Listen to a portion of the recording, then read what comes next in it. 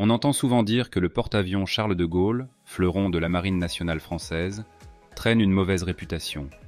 Problèmes techniques à ses débuts, moqueries sur sa taille comparée aux géants américains, critiques sur son efficacité, mais est-ce vraiment justifié? Aujourd'hui, on vous montre pourquoi ce navire emblématique est bien plus impressionnant qu'il n'y paraît. Vous allez découvrir ses forces, ses succès et comprendre pourquoi il est unique dans le monde. Quand le Charles de Gaulle entre en service en 2001, il est loin de faire l'unanimité. Dès le départ, il doit faire face à plusieurs problèmes techniques, notamment au niveau de sa propulsion nucléaire. Le coût de sa construction a aussi suscité des critiques, et certains compromis ont été faits pour respecter les budgets. Cela a donné une image négative à ce porte-avions, renforcée par des comparaisons incessantes avec les immenses porte-avions américains. À cette époque, beaucoup doutaient de sa capacité à devenir un outil stratégique fiable. Des performances impressionnantes. Pourtant, les faits récents disent tout autre chose.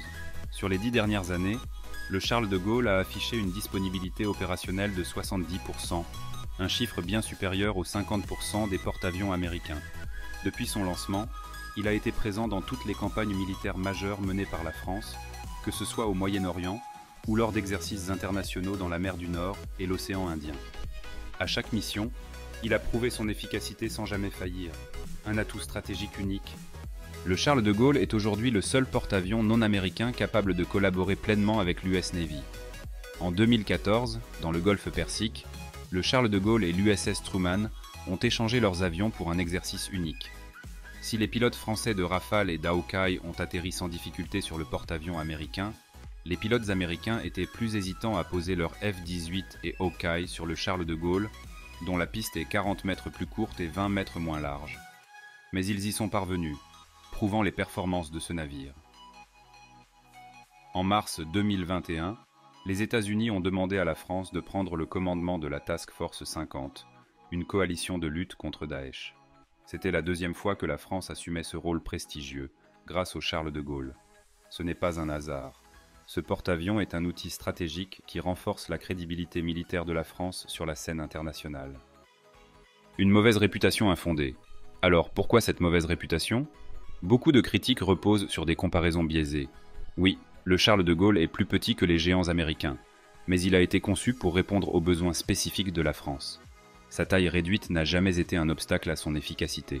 Au contraire, il combine polyvalence et performance, là où d'autres porte-avions, comme ceux de l'Angleterre, ne peuvent rivaliser. Pour mieux comprendre la place du Charles de Gaulle dans le monde des porte-avions et répondre à la question de sa réputation, il est intéressant de le comparer à d'autres navires emblématiques. L'USS Nimitz américain, le Fujian chinois et le HMS Queen Elizabeth britannique. Chacun de ces navires incarne une vision différente de la puissance maritime. En matière de capacité d'embarquement, l'USS Nimitz domine largement avec une flotte impressionnante de 90 appareils, composés de chasseurs FA-18 Super Hornet, d'avions de surveillance E-2C Hawkeye et d'hélicoptères. Le Fujian, dernier né de la flotte chinoise, peut embarquer environ 70 avions, un progrès majeur pour la Chine, qui mise sur une montée en puissance rapide. Le HMS Queen Elizabeth, bien qu'il ait une taille similaire au Charles de Gaulle, est limité à 40 appareils, principalement des F-35B, mais sa technologie de tremplin pour les décollages limite son efficacité opérationnelle. Enfin, le Charles de Gaulle, avec également 40 avions, se distingue par la polyvalence de sa flotte, incluant les Rafale marines et les Hawkeye, capables de remplir des missions variées. Sur le plan de la propulsion, le Charles de Gaulle et l'USS Nimitz se démarquent grâce à leur propulsion nucléaire, leur offrant une autonomie quasi illimitée et la capacité de rester en mer pendant des mois sans ravitaillement. À l'opposé, le Fujian chinois et le HMS Queen Elizabeth utilisent une propulsion classique, nécessitant des ravitaillements fréquents, ce qui réduit leur endurance et leur flexibilité sur des missions longues. En termes de technologie de lancement, l'USS Nimitz utilise des catapultes à vapeur éprouvées, tandis que le Fujian innove avec des catapultes électromagnétiques, similaires au système de dernière génération américain. Cette technologie, qui améliore le lancement des avions lourds, est absente du HMS Queen Elizabeth, qui utilise un tremplin, une méthode plus simple mais moins performante.